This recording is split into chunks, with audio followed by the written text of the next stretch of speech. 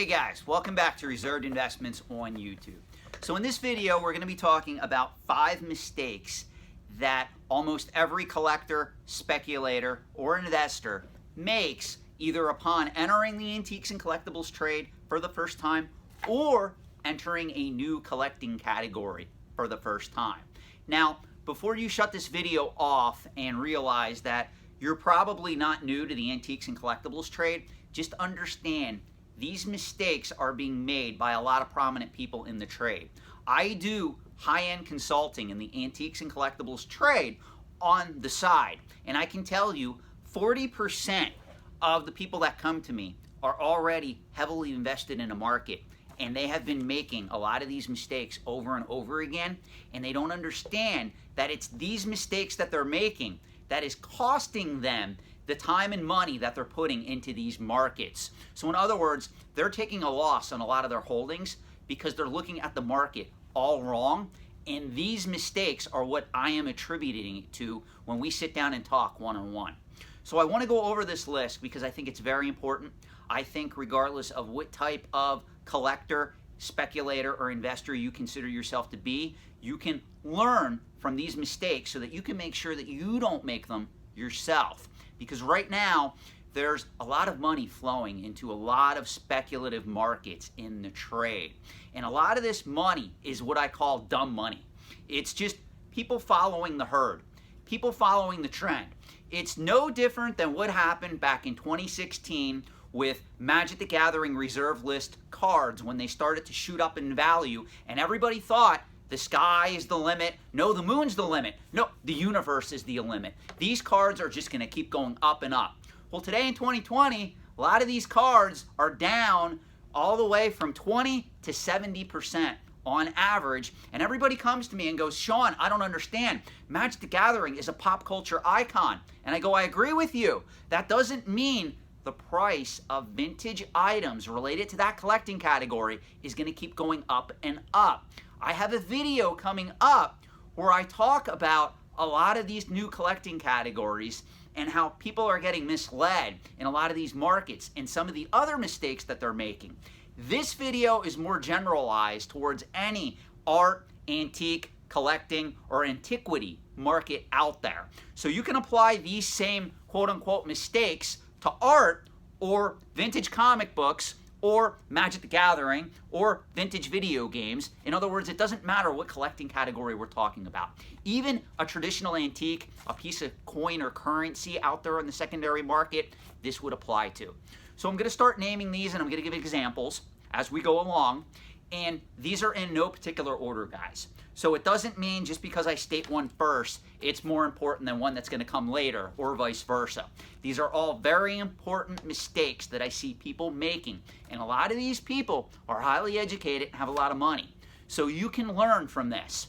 So the first mistake that I see a lot of collectors, speculators, and investors making in the market is not properly assessing the risks of the market they're investing or collecting into. You know, there's a lot of speculative markets right now at present time in the trade. You have people that come to you and say, hey, product X went up $15,000 in the last 8 months. I'm going to go after product X because it's on an uptrend. And you have to explain to these people, wait a minute. If product X or collectible X, whatever it is, it doesn't even matter. If that item truly went up $15,000 in the last 8 months, that probably means it's a very speculative market. Speculative markets can turn on a dime, literally. Be very careful if you are parking a lot of money long term in those markets and you don't have your proverbial eye or hand on the pulse, meaning you're not following that market closely. Markets that are speculative require you to monitor them very, very closely. In other words, when I invest in coins, when I invest in currency, even certain subsets of the art collecting market, I can literally ignore those markets for years if I wanted to and come back to them later, and then I can pick up on what's changed and what trends are developing in that marketplace. You do that with great video games, vintage video games, Pokemon, Magic the Gathering, even vintage comic books, you could proverbially lose your ass. class. A sophisticated investor doesn't look just at the amount of money that he can make. He also looks at what he could potentially lose. This is something that Rudy with Alpha Investments repeats repeatedly on his channel, and I agree with it 100%. Most sophisticated investors with money, they're worried about preserving their wealth. They're not going out there flipping penny stocks, looking for houses to buy and flip, or getting involved in cryptocurrency and other speculative markets. The name of the game when you have money and want to build wealth is preserving wealth and analyzing risk versus reward. That's what sophisticated, successful investors do correctly. This is something that the Timmies and the Poindexters out there don't understand. So if your name is Timmy Poindexter Jr. and you're watching this video, please take note of these tips. So that was number 5. I'm gonna give you number 4 next. Not being aware that possible market manipulation exists. The Antiques and Collectibles trade does not have an SEC. There is no Securities and Exchange Commission monitoring purchases, transactions, and sales in the greater Antiques and Collectibles trade. You are pretty much on your own. If you choose to do business with an auction firm, if you choose to do business person to person in private transactions, if you choose to go through a dealer, if you choose to deal with somebody on Craigslist or eBay, you're pretty much on your own as long as there is not downright fraud. There can be a lot of unethical boundaries crossed. That doesn't make transactions illegal. There is a big difference between an immoral gray area and somebody doing something flat out illegal. The illegal activity can be reported to the authorities and they can end up in a civil lawsuit, if not a criminal lawsuit. In the Antiques and Collectibles trade, there are a lot of blurred lines on some of this stuff. You have to be very careful. What is considered unethical and illegal in the financial markets doesn't necessarily pertain to what goes on in the Antiques and Collectibles trade. I did a video where I pointed out a book that was written by Harry Rinker decades ago that talks about how easily it is to manipulate the Antiques and Collectibles marketplace.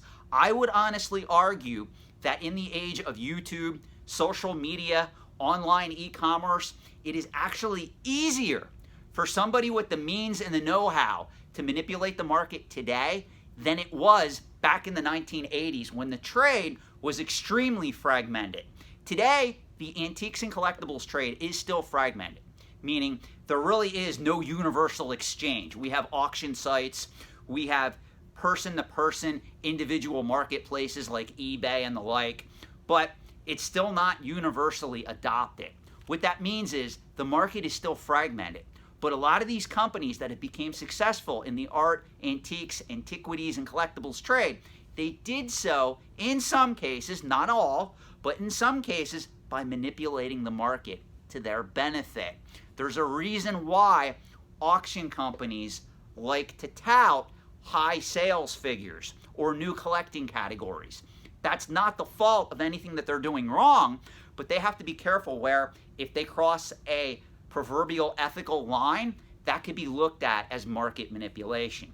If you don't think market manipulation exists in the antiques and collectibles trade, you're going to have a surprise awakening at some point in your collecting career. I don't care whether you collect high-end art, coins, currency, antique furniture, antique glass, great at video games, sports cards, Magic the Gathering, comic books, stamps, whatever it is. I assure you at some point, either to your knowledge or not to your knowledge, that market was manipulated while you were possibly participating in the auction of which that manipulation was going on. So I assure you, market manipulation is real. Don't doubt it and don't try to fight it. Spot the trend, know that market manipulation exists, understand it, and you can learn how to profit from it.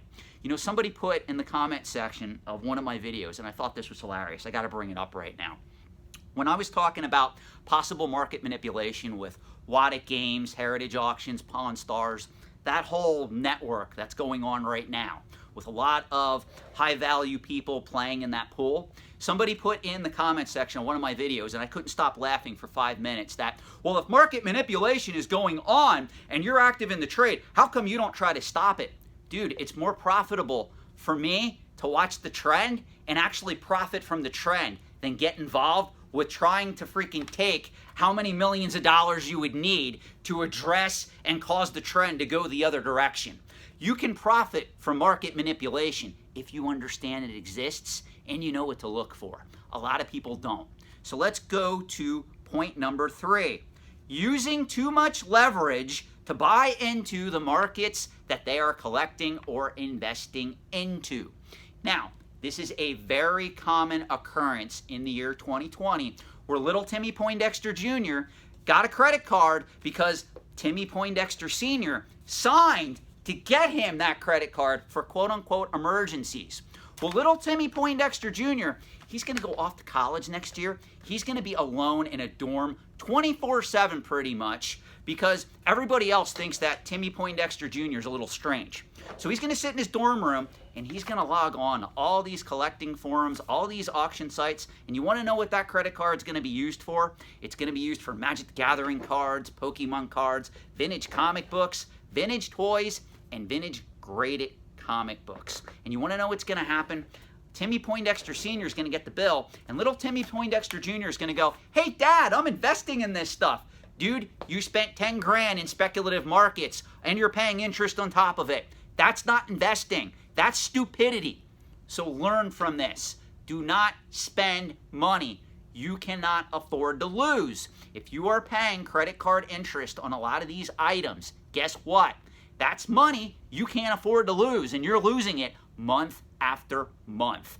A lot of people ask me what I think about transferring to like a no interest credit card or a low introductory rate credit card to avoid paying balance or interest every month.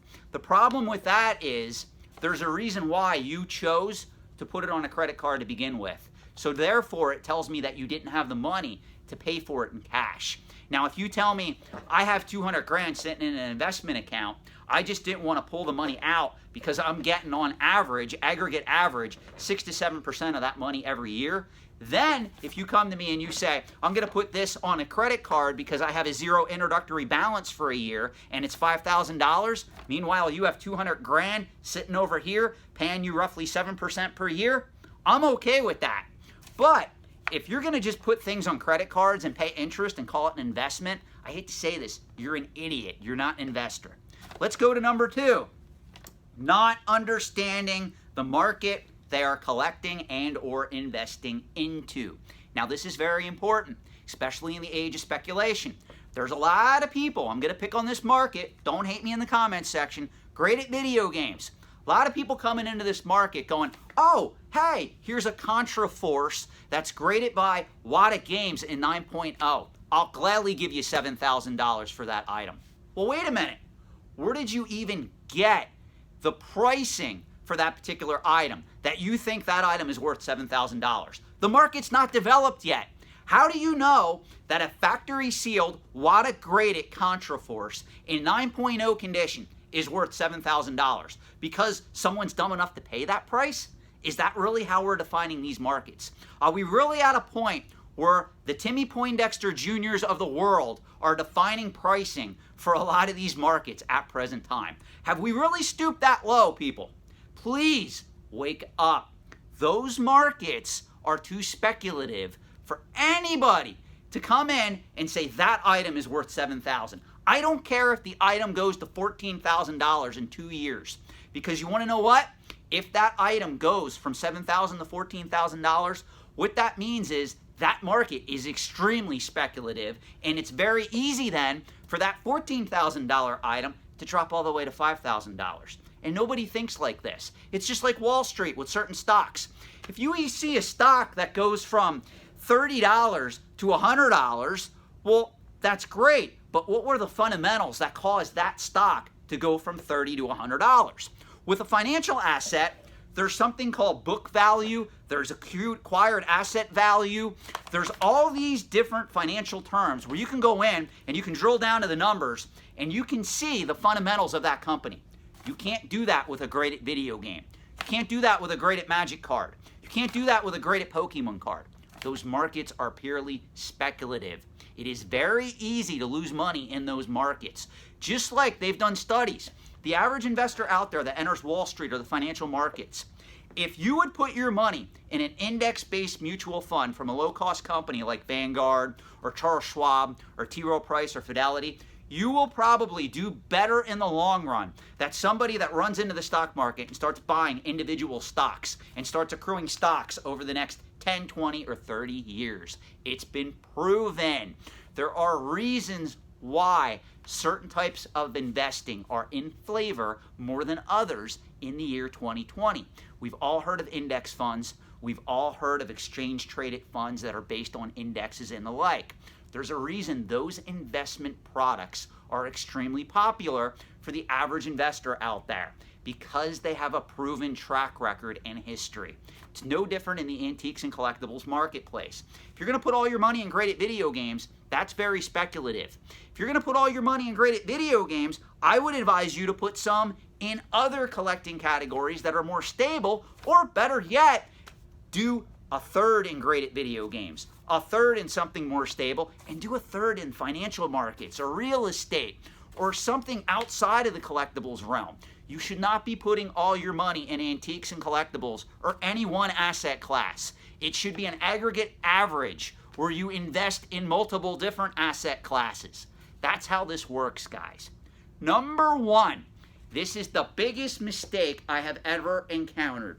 Being too emotionally involved in the market they are collecting and or investing in. One of the things you have to learn as a collector, as an investor, as a speculator, you have to learn to pull your emotions out of the equation. It's just like dating in a sense. When you start dating someone, you cannot allow your emotions to get too carried away, where you start falling for this person after 3, 4, 5, 6 dates when you don't even know the quality of the person they are on the inside. You're falling in love with an idealized image, like Great Gatsby fell in love with Daisy. He really didn't know Daisy. She was crazy. She was cluster B disordered personality girl. But he fell in love with her because of an idealized image. That said, when you look at a lot of these collecting markets like great at video games, Magic the Gathering, Pokemon, vintage comic books, even coins, currency, antique furniture, art, I don't care what it was. I get you have a passion for it, but that passion should not overtake logic and common sense. If you want an easy way, I can give you a great tip to help you overcome this, is to start with a plan. Get a piece of paper out and write what you're planning to do in that collecting market and what your goals are. If you want to do it from an investment standpoint, you have to have a plan. And in that plan should also be a valid exit plan. If you can't strategize that maybe paying $7,000 for a factory sealed WATA graded Contraforce game in 9.0 condition isn't the best decision, if you write it out, I guarantee if you're very honest with your assessment, you're going to come to the idealization that, you know what, this market may be overblown at present time. Yeah, it's possible I can get in this market and I can make a lot of money. But even if you make a lot of money, are you really going to sell the items at that time? You know, I deal with a lot of people in the antiques and collectibles trade. And I can tell you, this is a true story. There's people that come to me and they go, you know, I paid $100 for this item. And I look it up and I go, hey, the item's worth $4 grand. You did great. We can sell this. We can consign it to an auction. And the person looks at me and goes, well, what if it goes to $8,000? What if it goes to $12,000? And I look at them and I go, you paid $100 for an item that is now worth $4 grand. I get it. If it's a quote-unquote rare item where there's very few known to exist, you may have a trouble getting that particular item again. But if this is like a vintage comic book from the 1970s or from even the late 1960s, chances are you're going to be able to find it again at some point if you want to buy it back, if you choose to. It's best to sometimes take the profit out of these items. And that's something that I really have to drill home to a lot of the people that come to me, whether it's just for advice or whether it's through the consulting end of the trade. And I say to them, just understand, most people are not lucky enough to make money in a lot of these markets. There's a lot of people that thought when they bought 1990s comic books or 1980s sports cards that they were going to be living the high life 10, 20, 30 years later. It didn't pan out. Same thing happened with Beanie Babies. Same thing happened with a lot of sophisticated markets that we're going to get to in other videos on this particular channel. So guys, just keep in mind these tips whenever you enter a collecting market for the first time, or if you re-enter a market after so many years. Markets can and do change. It's very important to be aware of that. I hope this video served you well. If it did, please let me know in the comments section. And also, if it didn't, please let me know in the comments section. Please consider liking this video and subscribing to this channel. I thank you and I welcome all my new subscribers. I am feeling a little bit better. I had the stomach flu there for a couple of weeks, so I'm looking to get back into creating more content for you guys, and I hope you'll join me. Thanks and have a great night. Now I'm off to the gym.